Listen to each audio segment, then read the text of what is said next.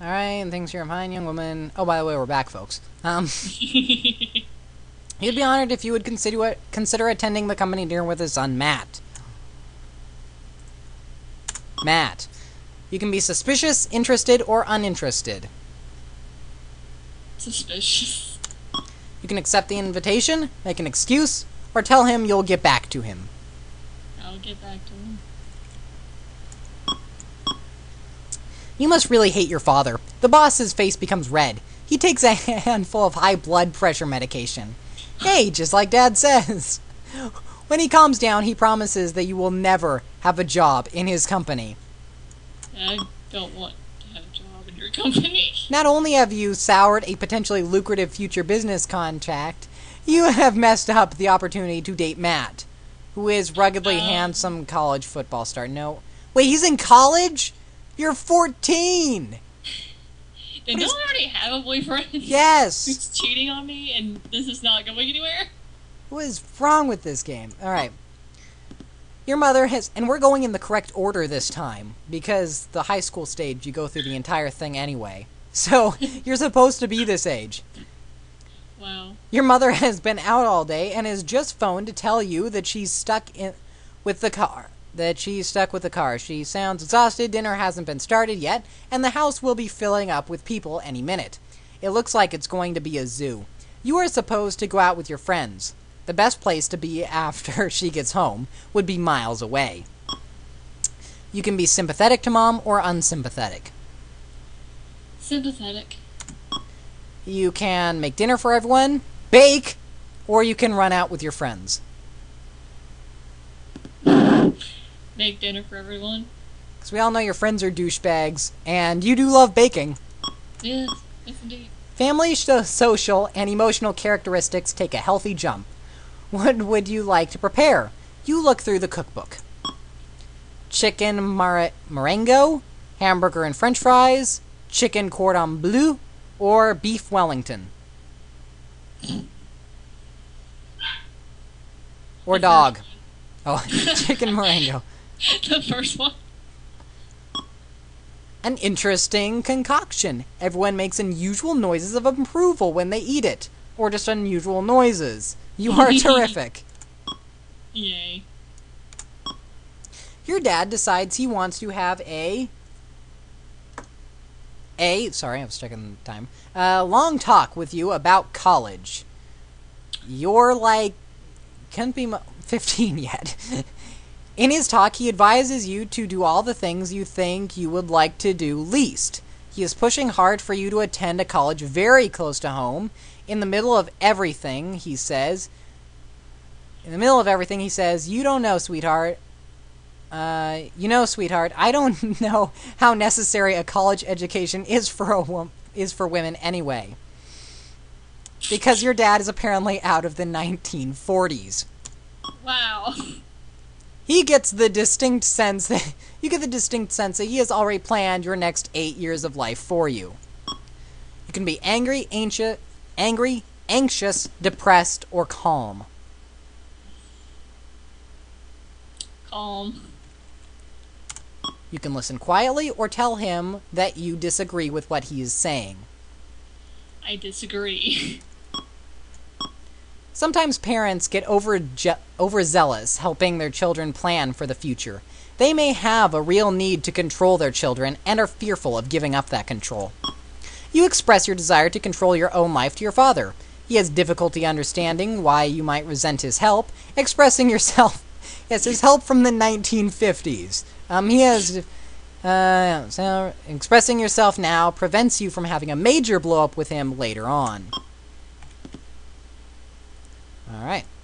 Did I remember to save? No, I didn't. Damn it. One of the older kids in school takes you aside and offers you a quick way to make money. By dealing drugs. Are you serious? Yes. That's what it actually yes. says. I kid you not. By dealing drugs. Nothing too heavy or dangerous, according to him. All you would have to do is deal some pot and a few lewds.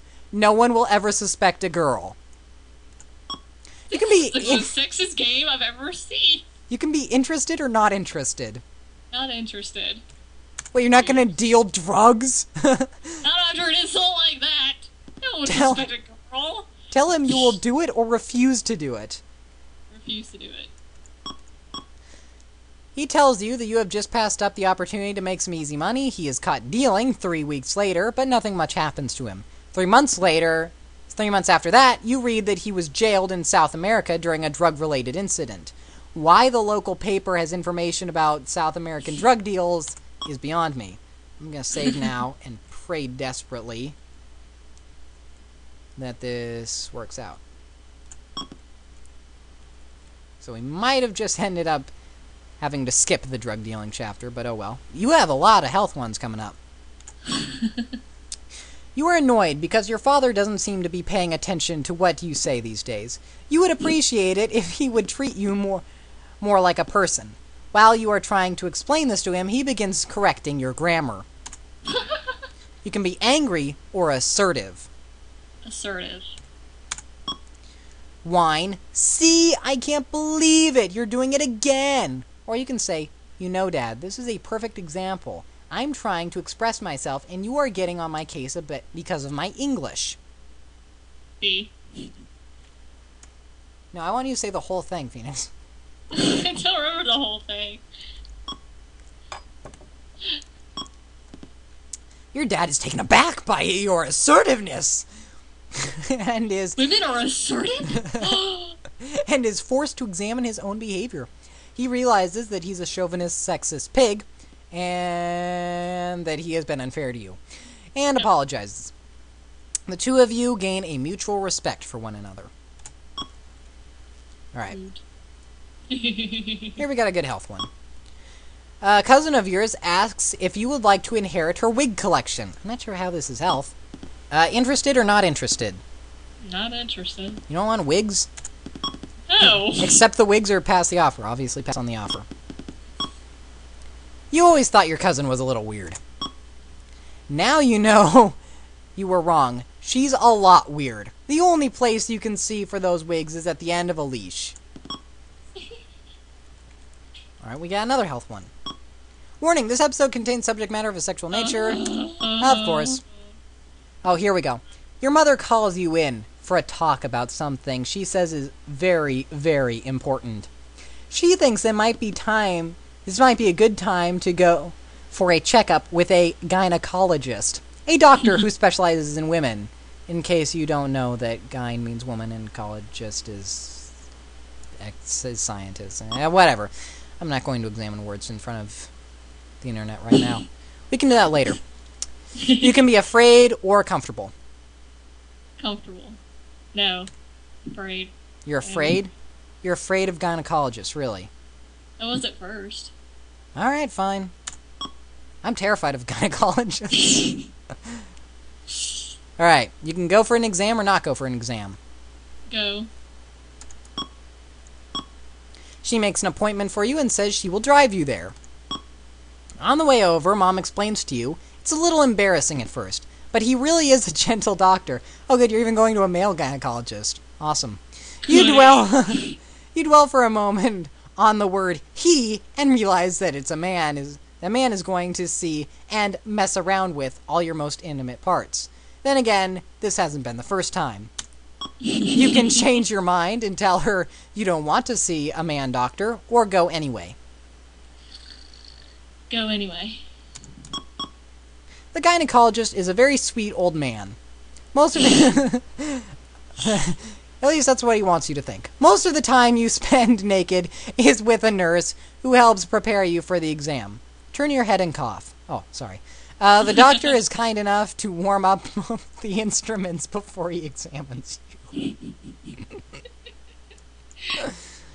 When the examination begins, he shows you various different parts of your reproductive system and teaches you how to give yourself a breast examination, which he says is very important. He asks your mother if she would be kind enough to leave the room. When she does, he asks you whether you are sexually active and if you are using birth control. He then asks if you would like more information about birth control. Get more information or no? Yes. Alright. When the two of you are alone, the doctor gives you the facts on both male and female birth control methods and tells you to call him if you would like to talk to him more about it. You probably don't realize it now, but he happens to be an excellent doctor. Alright. All of your friends are skipping class, and they want you to come along too. Interested or uninterested? Uninterested. Skip class, go to class. Go to class. According to your status sheet, you are not the type of person who would usually pass up this kind of adventure.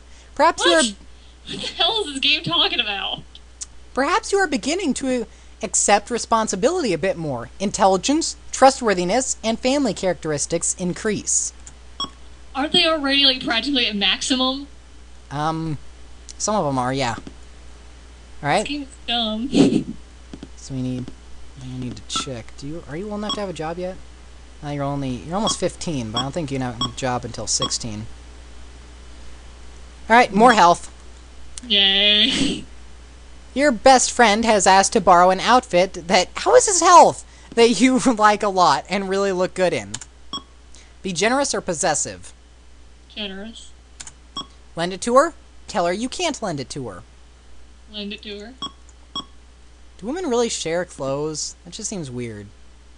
Not all clothes. Usually it's just shirts and jackets. You know what? If Steineric came up to me and asked to wear my pants, I would tell him no. I would let people wear my pants and I wouldn't wear someone else's pants. Or skirt. Maybe they're dress, but not. If Steineric wanted to wear my skirt, I would totally let him. He tells you, she thanks you for it, and tells you you're a true blue friend. You're obviously part of the Blue Man group. That night, when you run into her, she's wearing it. You can't believe how good it looks on her. Lesbian. Alright. As a matter of fact, you could never get it to look that good on you in a billion years. Well, in a billion years, it probably wouldn't look that good on you. I admit. Alright, force out a compliment, say nothing, or sincerely give her a compliment. Sincerely give her a compliment. Your gentleness characteristic shows that you can be kind and sincere even when you are feeling a bit envious. She appreciates the compliment. When she returns it, you can tell her to keep it or take it back. Take it back?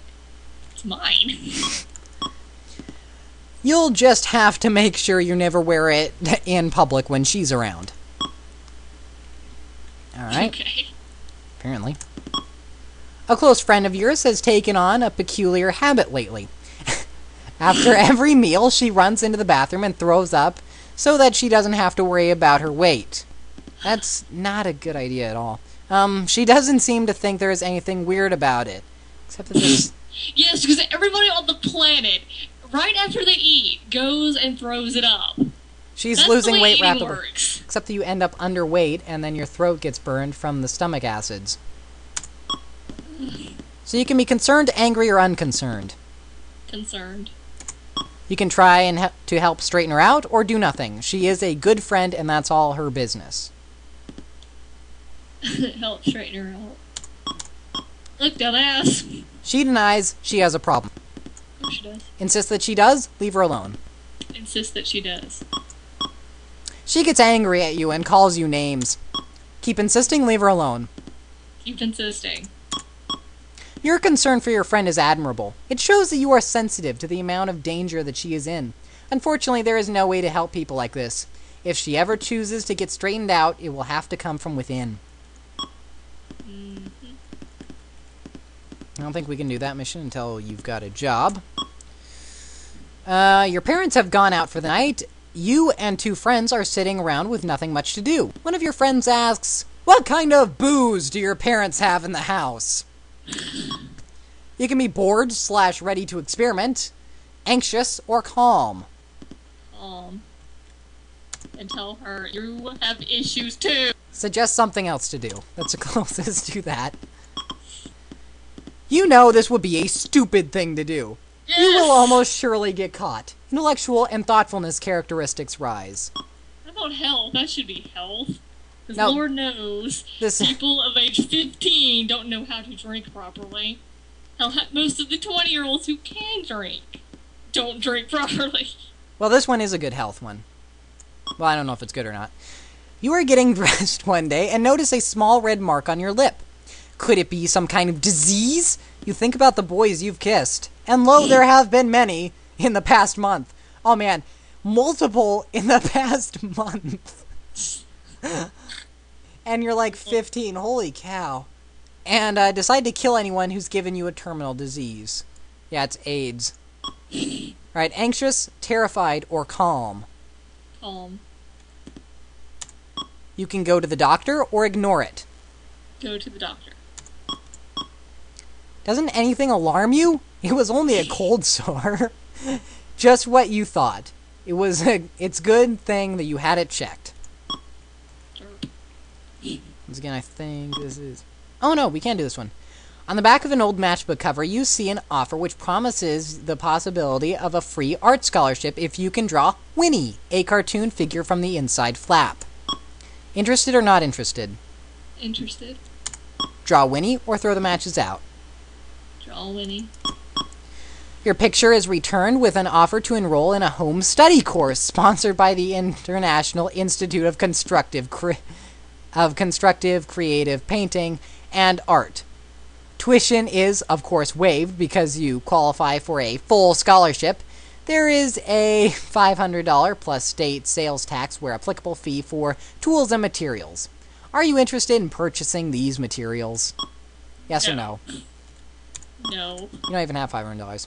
You really had me worried for a minute. Your tools and materials would have consisted of nothing more than a fancy box of crayons and some drawing pads.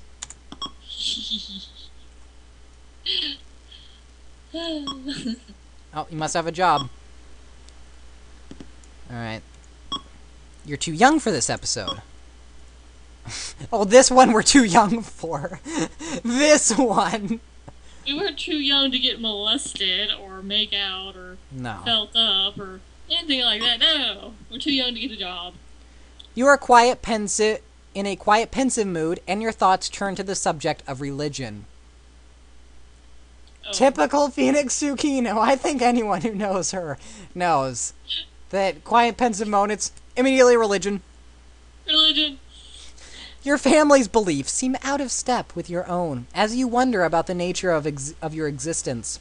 Would they understand if you told them about the differences? Curious or not curious? Curious. Talk to them. Do not confront them. Talk to them. Mom, Dad, I've decided to worship Great Cthulhu and the Old Ones. Your desire... Was there a South Park episode about that?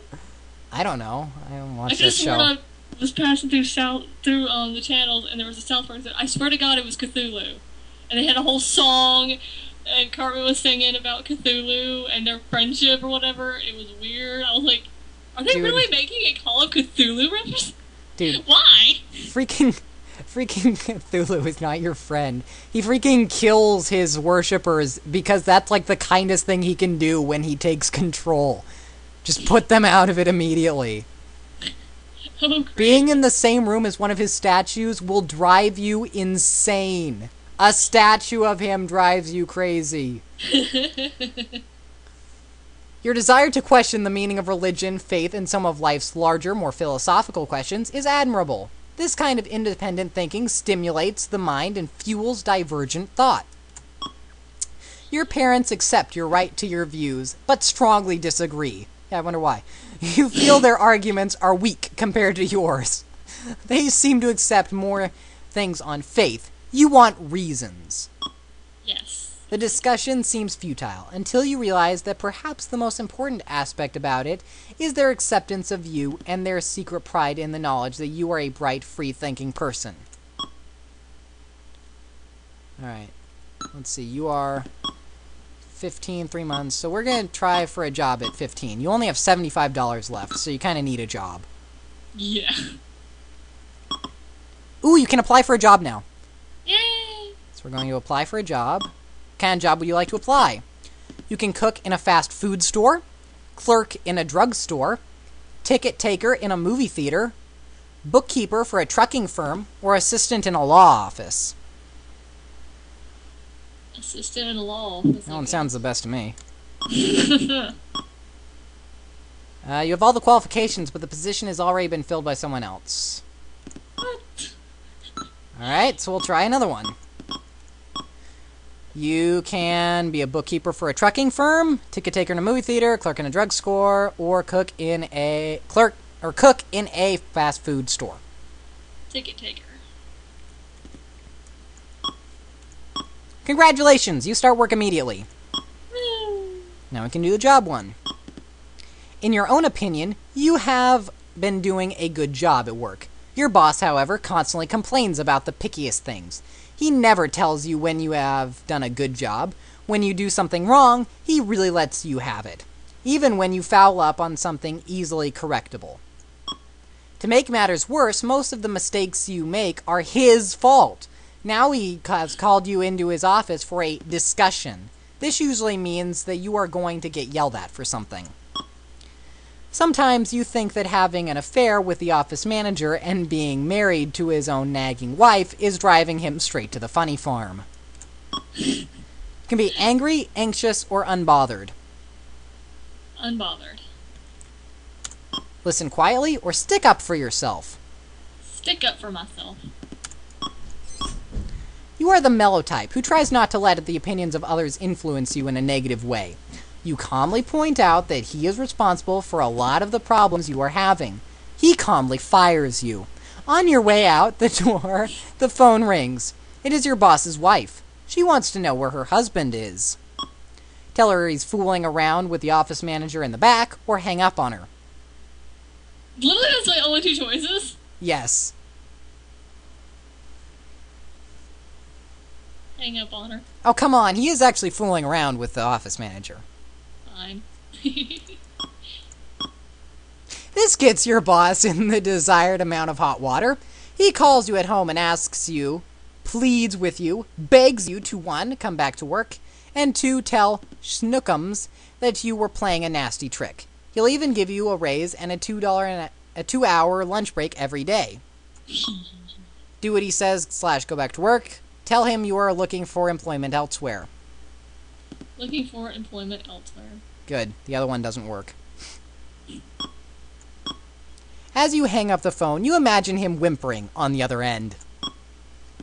Although now I believe we're going to need to get a new job. Because, yeah, we have no occupation again. You do have $300, though. Yay! Alright, so... Drugstore clerk, I guess. Clerk in a drugstore, alright. Congratulations, you start work immediately. Still too young for this one? Probably. Alright, here's another work one. You notice someone stealing an extremely large amount of valuable property from work. Concerned or unconcerned? Concerned. Tell him to stop. Tell the boss. Do nothing. Tell them to stop. That's what you want to do. He says, mind your own... Oh, he tells you to mind your own goddamn business.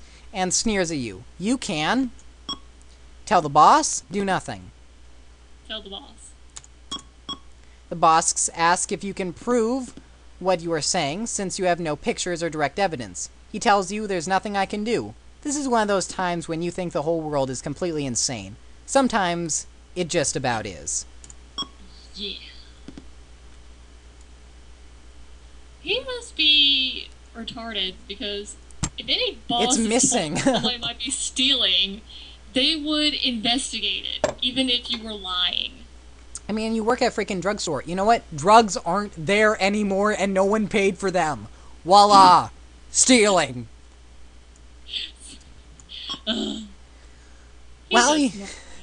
While you are shopping in town one day, a woman who introduces herself as a photographer tells you that you are very beautiful and that she might be able to get some modeling work for you. She gives you her card. Interested or uninterested? Uninterested. Visit the woman in the studio or throw out the card?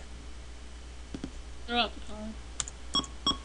I guess you feel a life of fame, fortune, and stardom is not for you. More like a life filled with, quote unquote, watching my weight, aka becoming anorexic, is not my idea of work. It's my idea. Your best friend since grade school, which one, has been looking depressed and confused. She is usually a very happy-go-lucky person, so you really can't understand what could be wrong. Sympathetic/concerned or unsympathetic? Or uninterested, rather. Concerned. Ask her what is wrong, keep to yourself. Ask what is wrong. She tells you that there is nothing wrong, but you can see in her face that she is deeply troubled. Keep pressing her to tell you, leave her alone. Keep pressing. After much hesitation, she lowers her eyes and blurts out that she thinks she is a homosexual. She is worried that if she tells any friends, they will desert her. Yeah, well, you do live in the most racist, sexist school of all time, so yeah, that's probably a fair guess. With those douchebag friends ever. And that she will be laughed at. Can you really laugh at someone for being homosexual? It's not really funny, but anyway, what are you feeling right now? Anxious/shocked, disgusted, or accepting? Accepting. It's nice to see that you are willing to be supportive. Thank you. You can sympathize and ask her to tell you all about it, or offer support but suggest that she speak to someone who knows more about it. The first one. You may be asking for more work than you are willing to provide for this friend. As a result of your sympathy, she becomes very dependent, telling you her every problem, every thought, and every worry. This is bound to wear down the most patient. This is bound to wear down the patience of even the most true blue friend. I think not. At this time in your life, I'm sure you have many of your own problems to deal with. As a result, you become tired of being her therapist and begin to avoid her. Your friendship eventually dwindles away. This game sucks. I've actually done that before. So this game is stupid. You've consolidated a lesbian friend? Awesome. Yes.